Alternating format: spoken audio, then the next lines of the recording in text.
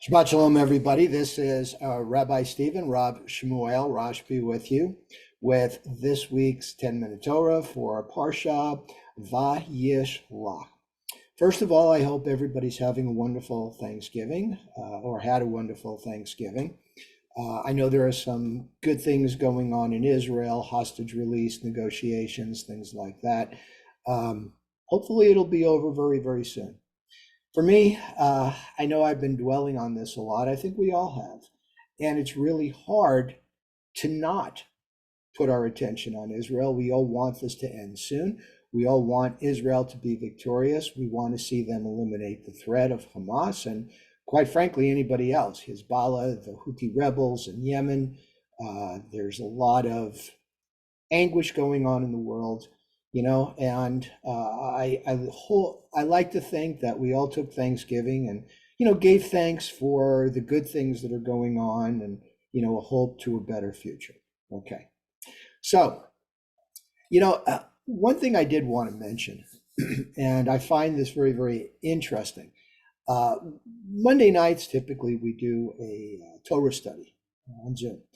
And the people that participate typically changes year to year because, some people go through it over the year and they feel, okay, I've studied Torah, we're done. For me, especially as a rabbi, I read the parshas every week and I do these Devar Torahs. I write something down. You see it on my website, my blogs, and, I do these recordings. And every year we see something new, something that we didn't realize, because every year you have a deeper level of understanding from all the other studying that you're doing. So it's natural to accept the fact that you're going to learn more and more. What I really like, and I think, and kudos to people that join in maybe for the first time or they're exploring it in depth for the first time, are the insights that new people give. And sometimes it's just so astounding to me. I've been involved in this for years, and somebody says, well, I don't know if this is the right answer, and you kind of have to prod them. Well, go ahead, let's hear it. And it's just something that's really amazing. Like we had somebody last week, we were talking about the verbiage in the Torah and why did it say about Jacob, his father Abraham and Isaac, and whereas Isaac was his biological father. And this person, fairly new to the study, said, well, maybe that's because Abraham was the original patriarch, considered maybe the father of Judaism, and things like that. They make sense. They're great. So, okay, so let's talk about Vayishlach. There's a lot going on in here. First of all, as we remember, Jacob has left the employ in the company of Laban in Haran. He's making his way back to Canaan. And they're on their way to Shechem. And he has a dream, a vision. Many people that we study from our Torah and in our Bible that do interact with Hashem typically do so while asleep, because you have a sort of a deeper level of consciousness, let's call it, as opposed to people like Abraham, and I'm going to say Rebecca too, and Moses, people that basically talk to God the way we're talking now. I mean, that's astounding. That's really a special person that has that level of clarity and consciousness and understanding to be able to interact with the divine on just a regular level, the way you'd interact with other humans. So Jacob has the dream. He's wrestling with a man, as it says in the Torah, but it's understood that it's an angel. It's a messenger of Hashem. And he beats the angel. And at the end, Jacob says Jacob is still holding on to the angel. It's dawn. Let me go. I need to go. And Jacob says, bless me. And the angel says, okay, your name is now Israel. No longer will you be known as Jacob. And the name Israel has two connotations. The one is, as we understand, it means one who struggles, one who strives with. But the other meaning is the same root as Sarah.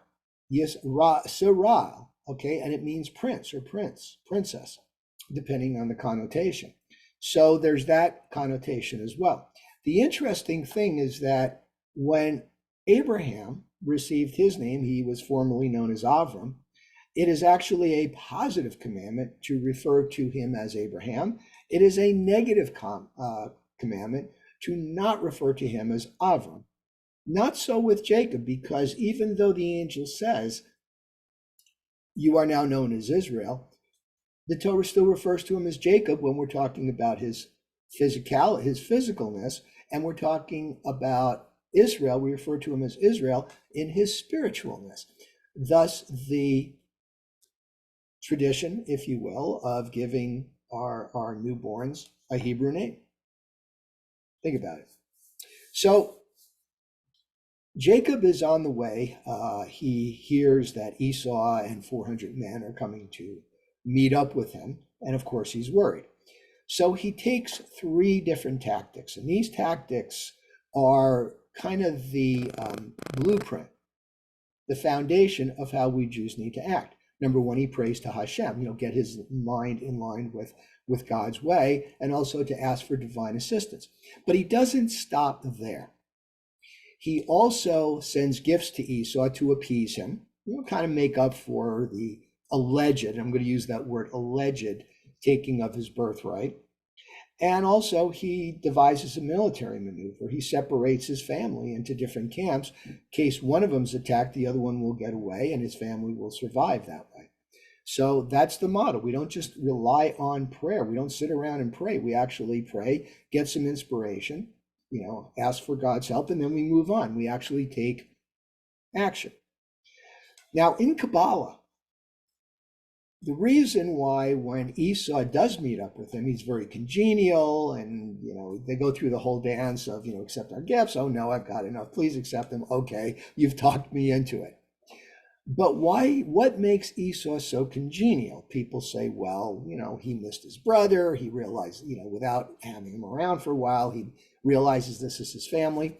Kabbalah says that the man, the angel that Jacob strove with in his vision, was the guardian angel of Esau.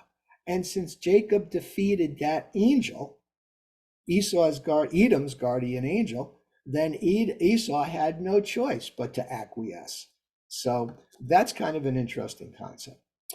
The next big thing that happens is when they settle near Shechem, Dinah, who is, we can presume, is sort of a teenager, she's with all these men. Yeah, she's got her mother, the sister wife, and and the 2 concubines, the 2 handmaidens, but she wants to be with someone her own age. She's the only girl, so she goes out, to hang out with the girls of Shechem, and the prince of Shechem sees her, is enveloped with this passion, and he takes her, presume against her will. And once he does that, now he's in love with her, wants to marry her, and of course Jacob and his sons are affronted. He violated our sister. How dare he? And they said, okay, tell you what, if the people of your city, your town, get circumcised, because it's an abomination otherwise, then we'll consent to it. So they do that, and on the 3rd day, when they're at the weakest, recovering, Simeon and Levi go in and they slay all the men with their swords, and they take their spoils, and Jacob confronts them and says, why would you do this? And they said, well, is our sister a harlot? Now, it's interesting, the various commentaries on this. Rabbi Hertz, in our Hertz Chumash, makes the point that this was absolutely outrageous. There was no reason for it. These 2 acted absolutely treacherously. And when Jacob is dying, when he's giving blessings to his sons, he says, Levi and Simeon, their brothers in anger, vengeance, cursed be their anger. Not them, their anger, right? If you read the Art Scroll, the fundamental, there are commentators, there are sages that actually justify their actions, and they said, well, these people were immoral. And the rest of the town went along with it. They were complicit, therefore, they had to suffer the consequences. So it's interesting, because when people tell me, well, I don't know if this is the right answer, you have sages that disagree, men that, people that have studied this all their lives, and they disagree, right? Okay. But here's the interesting part. As we go into the next chapter, Jacob takes his family, they move from Shechem. And Jacob was worried that some of the surrounding tribes would say, wow, these men are just, they're treacherous. We got to do away with them. And yet in the Torah, it says that people were afraid of them. They didn't bother them because they were afraid. So some commentators use that conclusion to say, see, they got what they would deserve. Then they were in awe of the fact that these people meted out true justice after their sister was molested and attacked. So there it is. All right, so thank you very much for your continued support and listening. Please join us for services. Should be interesting what happens with a Jewish situation. And I especially want to thank all the people that are not Jewish that have supported us. I know that there are some Christians, some non-Jews that watch this. And I want to say thank you very much for your support. We absolutely, truly appreciate it. And thank you. So everybody, hope you had a great Thanksgiving. And of course, Shabbat Shalom. And once again, thank you for listening.